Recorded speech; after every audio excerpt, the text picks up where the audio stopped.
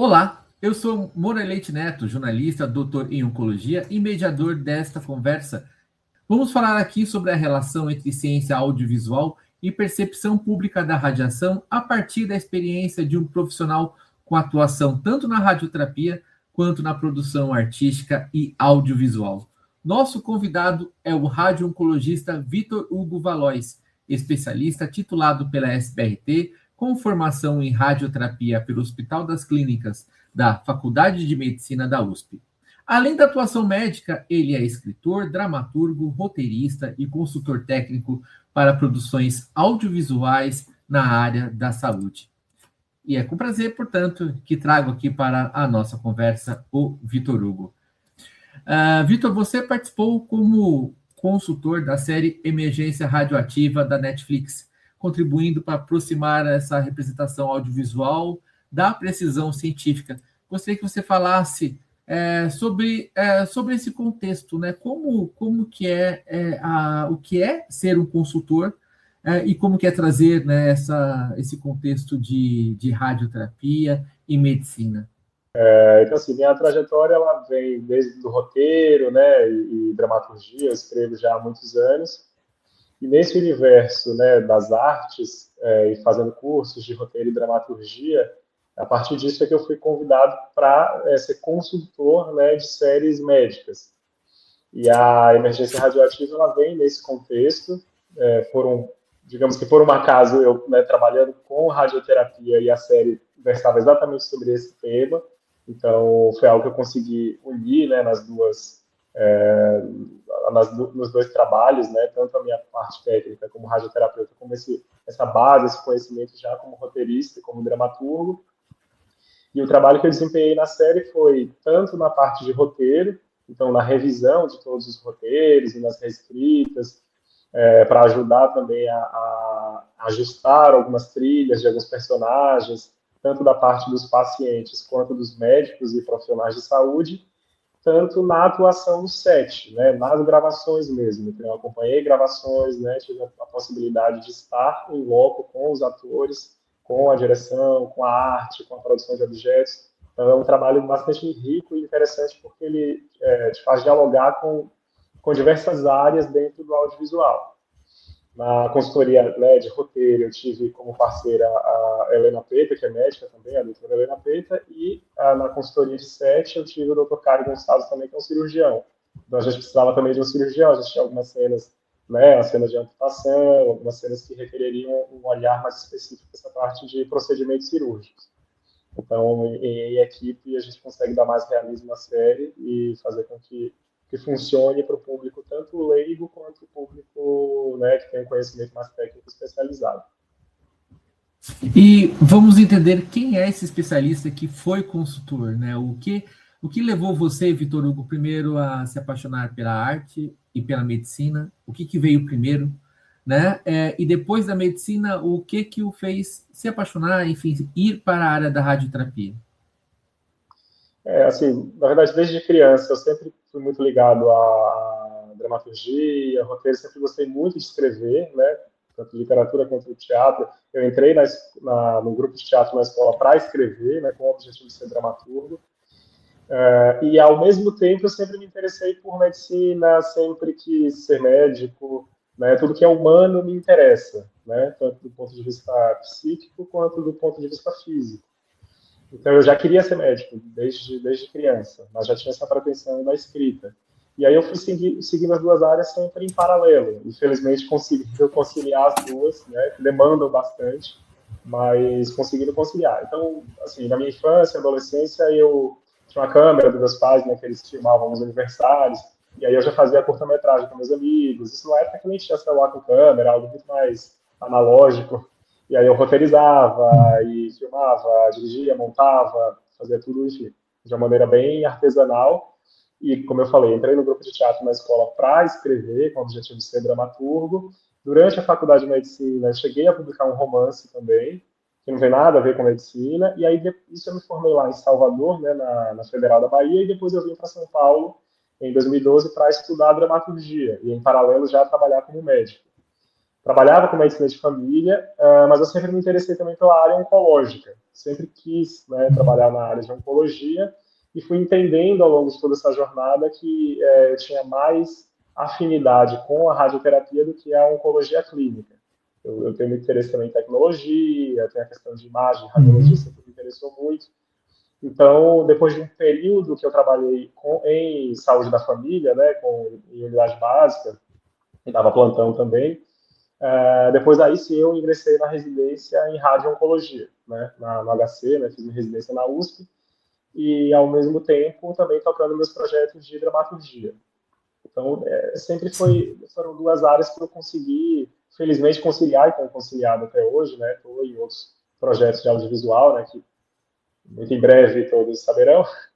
E o Emergência Radioativa ano passado, né, calhou de haver essa coincidência de trabalhar com radioterapia e conseguir, dentro da dramaturgia, ainda usar todo esse conhecimento.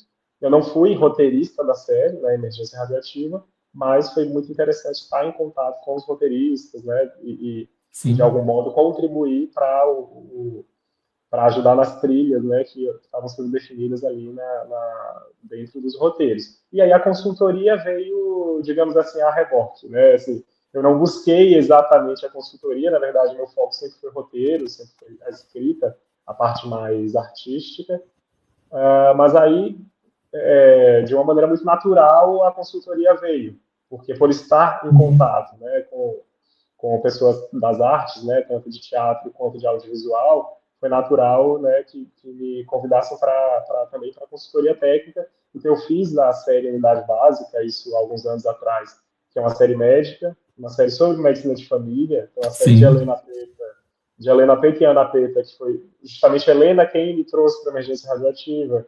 Então a gente já tinha trabalhado antes, né, nessa outra série de medicina de família, e aí agora na emergência radioativa, além de outros projetos que temos juntos. Então, meio que, enfim, você vai conhecendo as pessoas e naturalmente elas vão entendendo, olha, você consegue ajudar nisso, né, você pode ser útil aqui com esse conhecimento, e no Emergência foi perfeito nesse sentido, né, para conseguir unir essas duas áreas.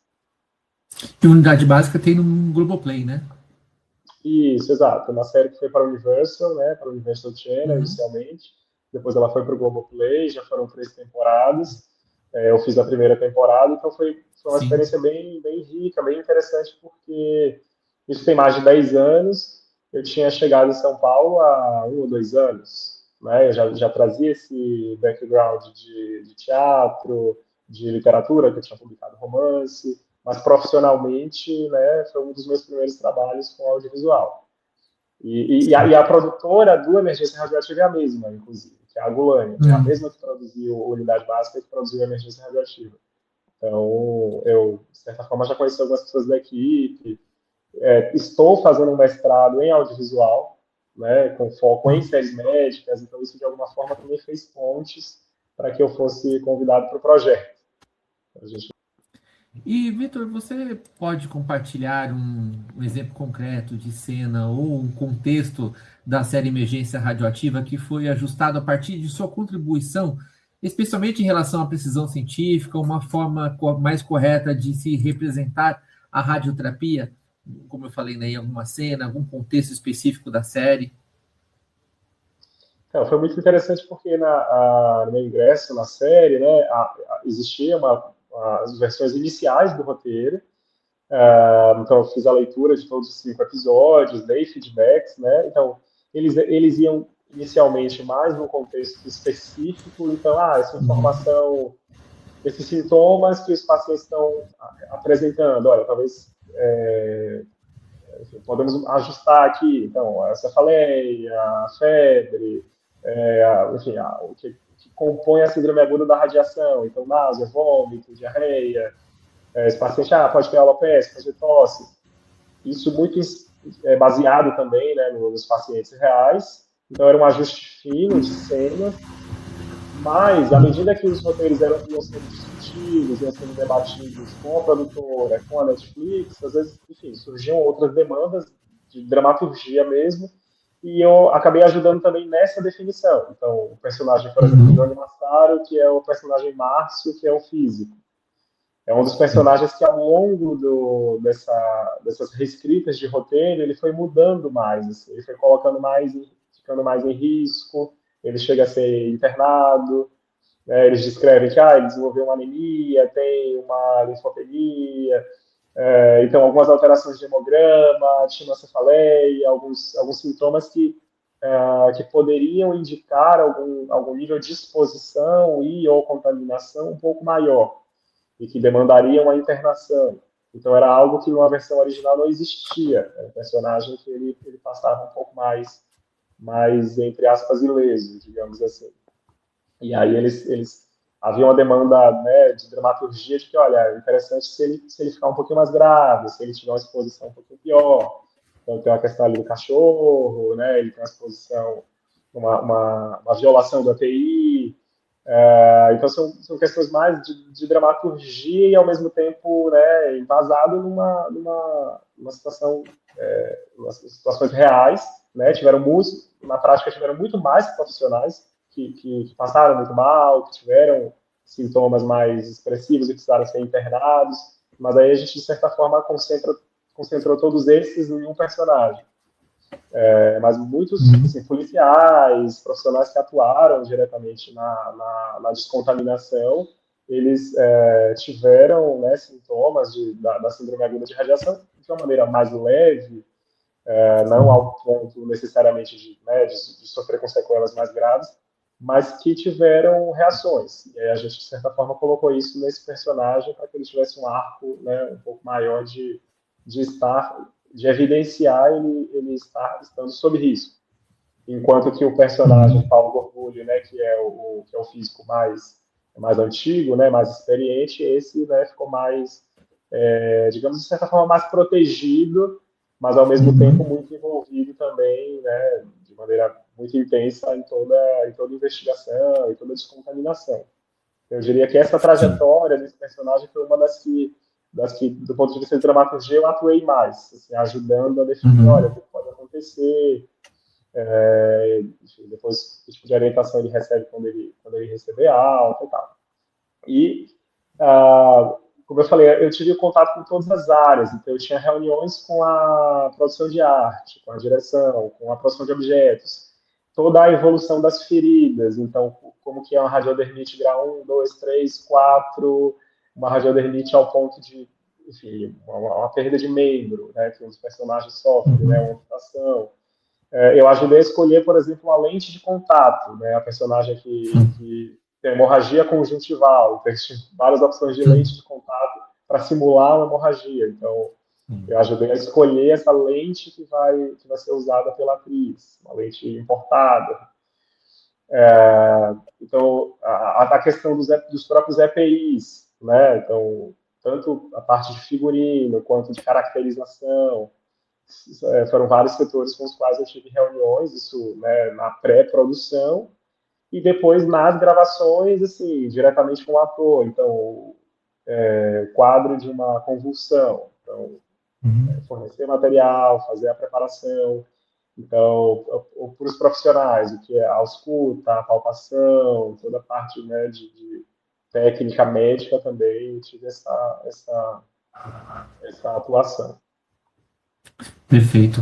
Bom, na sua avaliação, né, considerando o produto final que foi levado, que são os episódios que estão disponíveis na Netflix, como você visualiza assim, que é a percepção da população em geral, que vai assistir com uma expectativa específica de ver uma tragédia radiológica que aconteceu no Brasil, né, radioativa, e o que se mostrou ao final da série quando a pessoa assistiu a ela toda? E do profissional radio-oncologista, né, que vai com uma expectativa ou preocupação ou não de alguns aspectos ao assistir ao primeiro episódio, e que percepção você acredita que ele chegue, que ele tenha ao final da série? Assim, eu considero o resultado assim, bastante satisfatório, né, o modo como essa história real ela ajudou, né, muito a inspirar toda a construção da série e, ao mesmo tempo, ela consegue emocionar, consegue entreter, consegue atingir diversos públicos. e de uma maneira, enfim, que ela é, de certa forma, pedagógica, né? Assim, ela ensina e ela acaba sendo até mais potente, muito mais às vezes, do que uma palestra, do que uma informação técnica crua, né? Que essa é um dos grandes poderes e das grandes belezas da arte, né? A da arte conseguir atingir pela emoção, conseguir chegar de uma forma que o público sente e ao mesmo tempo está aprendendo. Primeiro que sobre a tragédia, né, eu acho que é algo que a gente deveria conhecer mais, né? Eu confesso que eu só fui conhecer na residência de radioterapia, porque antes disso eu não me lembro de ter tido a informação sobre a tragédia. Então eu já conhecia, mas pela residência de radio-oncologia, então acredito que muitos médicos, inclusive, nem conhecem, especialmente gerações mais jovens. Então isso já agrega muito em termos de informação, e é uma informação muito qualificada, porque a gente teve esse cuidado de fato, né, que especialmente na condução dos casos, dos pacientes, isso tivesse um realismo muito grande. Então, essa informação, ela de fato é qualificada. Para a população como um todo, óbvio que pode haver, às vezes, uma preocupação de que possa haver um medo da radiação, isso reforçar, eventualmente, algum mito a respeito da radiação, mas me parece enfim, chega ao público como um contexto muito específico, né? A gente viveu realmente uma tragédia por conta de uma sucessão de erros, né, de falhas que aconteceram. A gente não tem mais essas máquinas de Césio, inclusive, né? A gente, em grande parte dos serviços, vai utilizar acelerador linear, que você utiliza energia elétrica, né? Você não vai ter um material radioativo ali dentro. E isso é algo até que eu comento com meus pacientes, né, e sempre reforço, né, a gente faz os tratamentos com muita precisão, com muita qualidade, com um apuro técnico muito grande, e essa radiação é muito controlada, né, ela é muito supervisionada. Sim. A gente conta com a equipe de físicos, né, de físicos, técnicos, tecnólogos, que tem um treinamento que é muito específico, e essa radiação ela é manipulada, digamos assim, para um efeito que é muito positivo, né? Então, um efeito que é muito bom, muito, em geral, com resultados muito satisfatórios. Então, a tragédia ela ensina não só em relação à radiação, mas em relação a processos, né, Sim. a métodos de trabalho, de checagem e de segurança. Isso, sei lá, desde a aviação a outros contextos em que você precisa ter um rigor técnico e de checagem e um corpo técnico muito qualificado e muito atento. E para os profissionais eu enxergo como, ainda assim, também muito informativo e, ao mesmo tempo, interessante de observar como esses pacientes evoluíram, como que essa radiação ela foi tratada na época, porque assim, eles tratavam com azul da Prússia, né, que vai ajudar a eliminar essa radiação por conta de uma contaminação interna, que era algo que não tinha precedente, né, no mundo. Ninguém nunca ficou com uma fonte de radiação em casa e comer uma fonte de radiação, ingerir, né, ou inalar, ou ter um contato com a pele de maneira tão intensa.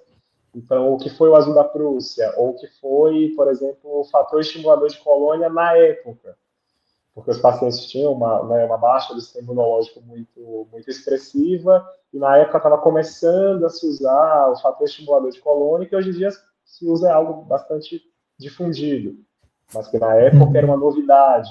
Então, é interessante, né, para mim foi bastante enriquecedor conhecer, inclusive, esses aspectos históricos, porque a gente conhece hoje o que é feito, como os pacientes são tratados, mas na época, então eu fui ler artigos de 1988, de 1989, de 87, eu li artigos da época, era mais importante do que ler o artigo de hoje.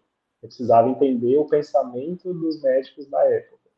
Então, montar uma academia dentro do hospital, para que eles fizessem atividade física e, pela transpiração, supostamente eliminar o césio. Isso Uhum. aconteceu. Usou-se Sim. furosemida, né, diuréticos, para que eles, né, tinha ingestão de 3 litros de água por dia, para eliminar, com o objetivo também de eliminar.